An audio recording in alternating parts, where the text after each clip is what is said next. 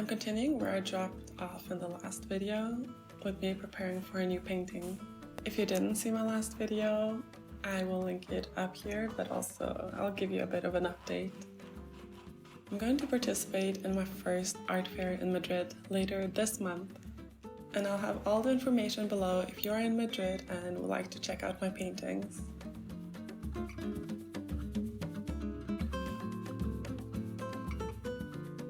So I've been painting a lot lately because I wanted to create something new and cohesive for the art fair. The paintings I did in the last video won't be coming with me to the art fair, but these ones in this video will.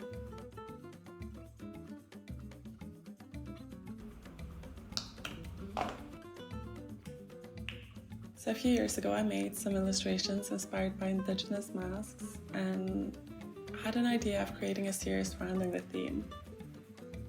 Later I made some illustrations where I was dissecting the different shapes of the face, much like a mask. This idea of a mask have consistently been reintroduced to my creative sphere. I am fascinated by the notion of people being multifaceted and that we all wear a lot of different masks, or hats if you prefer to say that. The paintings I'm creating are made to illustrate that. I want people to ask themselves the question, who is this? Why is she expressing this emotion? What did she experience in her life? People have so many different sides of themselves, everyone painted by the unique experiences, backgrounds, and actions. All of the different pieces of your essence come together to create your personality, your sense of self. And no one is a flat image. Everyone consists of different shades of experiences, some brighter than others, some more vivid than others. In a limited state of being, a state of mind, as opposed to accurate thinking, what is possible?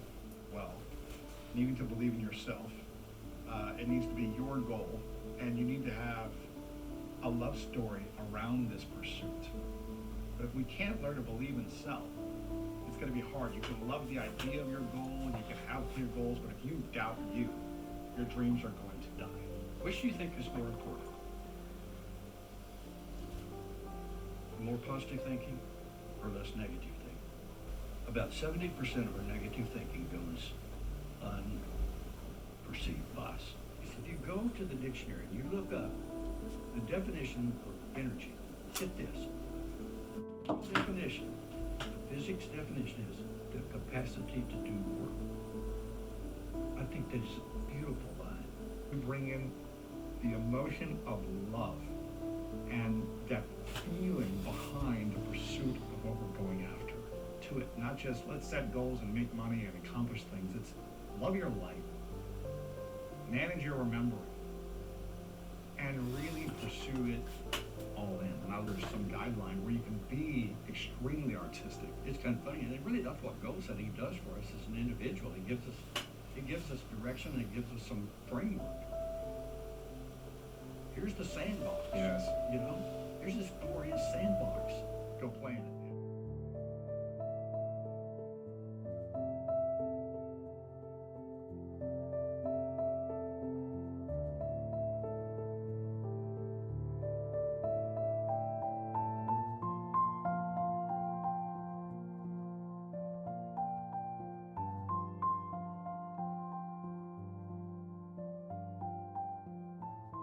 Maybe hurt is too strong of a word, again, because we're older. It's just the loss of a piece of yourself.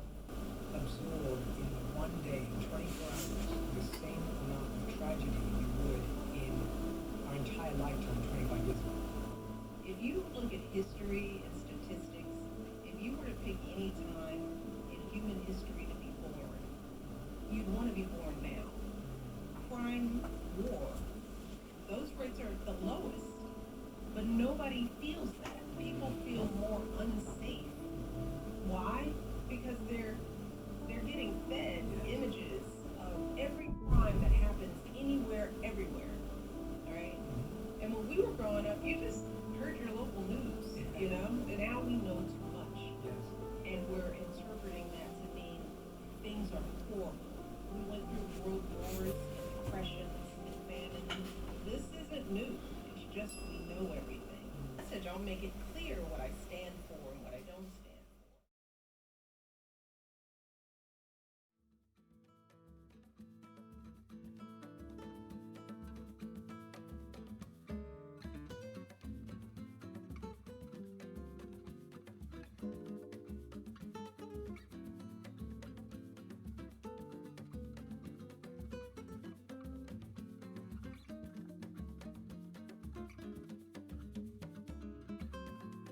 As you can see, based on the hairstyle, this is a completely different day, and I wasn't happy with the background, and the background was really bugging me, and so I redid it. I couldn't get the color right the first time, so I kept going. I realized that everything I needed to do was add some blue to neutralize the color a bit, and then I was very happy with it.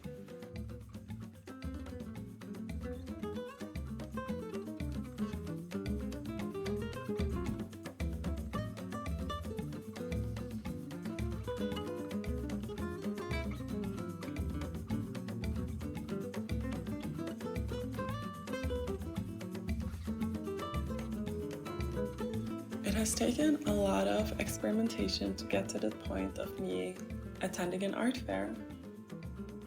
And while the art fair is slowly, or rather rapidly approaching, I've taken the time to be grateful for my shortcomings, for all the no's that forced me to go into other directions and look for other possibilities, for the things that didn't go through. I didn't understand it at the time, but it was preparing me for something bigger. I have this saying that I like to say, and I don't remember where I heard it the first time, but it really stuck with me, which is, rejection is redirection. And often it doesn't make sense why things happen in a moment. Often we need time from the situation to really get it. And with time, it often clicks and you can see the past with a clearer eye. You can see why other things didn't work for this thing to work. And when we're working from a place of flexibility and adaptation, of not being too fixated on a certain end result, it becomes easier to let go of the initial expectation, of releasing the grip we had on the idea, and of trusting that it will in the end lead to something greater, something that resonates more. I think it's easier to not give up when you have this mentality,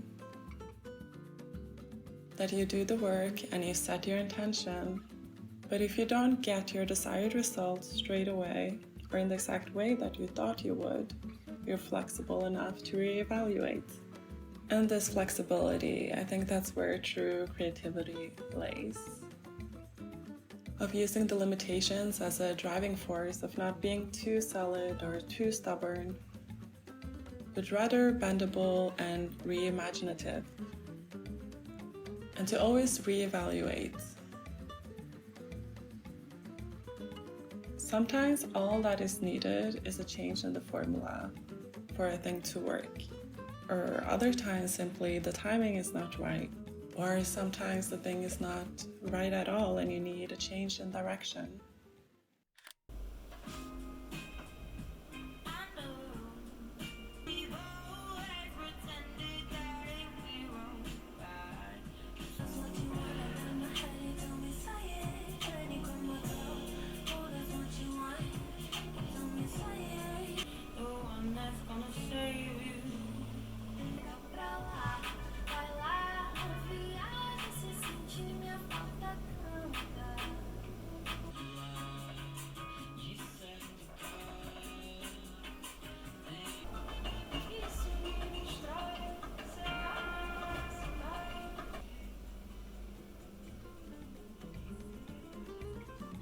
The opportunity of this art fair came unexpectedly. But I feel like it was one of those moments of when preparation meets luck. Some people sometimes wait for the opportunity to be there to actually act and begin something. They set their intention into the future self and future opportunities, waiting to take action when things are already entering their lives. Which is not a mindset I agree with.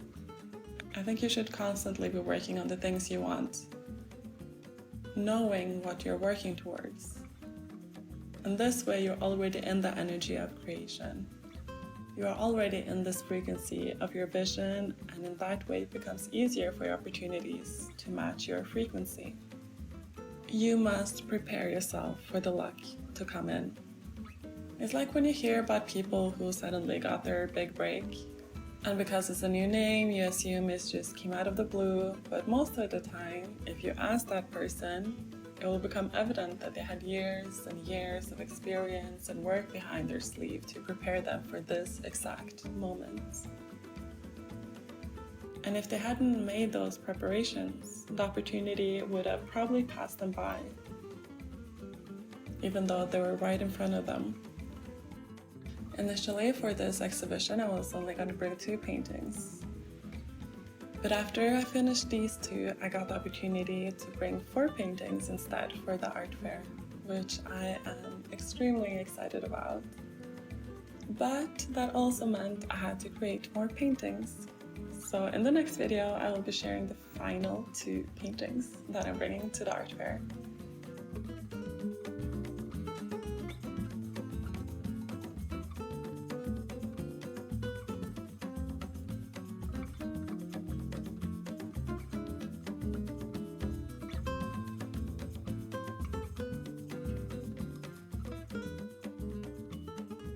If you made it all the way to the end of the video, I want to thank you a lot for watching. If you're not already subscribed, subscribe to see my future videos. And I hope to see you next time.